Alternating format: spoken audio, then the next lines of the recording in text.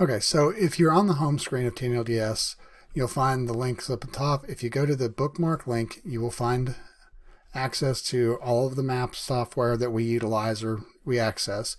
And if you're looking for Knox County, you go to KGIS or KnoxGIS.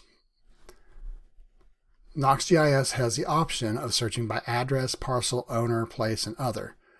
More often than not, most people will search by address. So if we come in here and we go and we put in our address that we're looking for and we tell it to search, where we find an issue is that it's not going to find this address. Notice it's 4932. We can scroll down over here on the left and try to get closer to where it is, or we can just randomly pick it and hit the plus button, which will bring us up right here. Using the little button, the slider over here, we can zoom out just a little bit so we can actually find the property we're looking for. By clicking with the left mouse button and dragging, we can move this around because you'll notice its pan is selected. Now, the property in question that we're talking about is right here.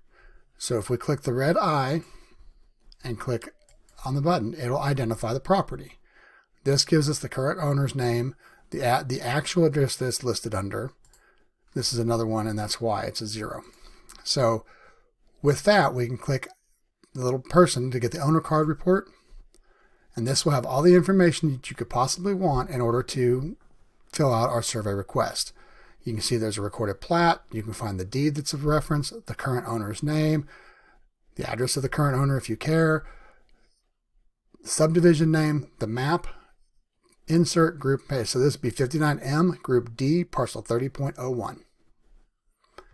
All of that goes into our survey request form, and you have that information. If you're interested, you can click on these and find that bit of information as well. And while we're here, let me bring up a couple other information bits that you can find on KGIS. Up here on the left, you'll find a tab that says Maps. This is the standard map.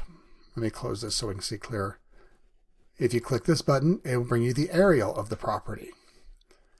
You also have historical aerials, but you have zoning, and you can find out what zone your property is here, or you can find out if it's in a floodplain. One of the useful map that you might find very useful to you is the topography. So by clicking on there, we can see the contours of the property and see the slope of the property. But for filling out their form, you'll find that by clicking on your property, you'll have all the information you need either through the property owner's report or here on this list.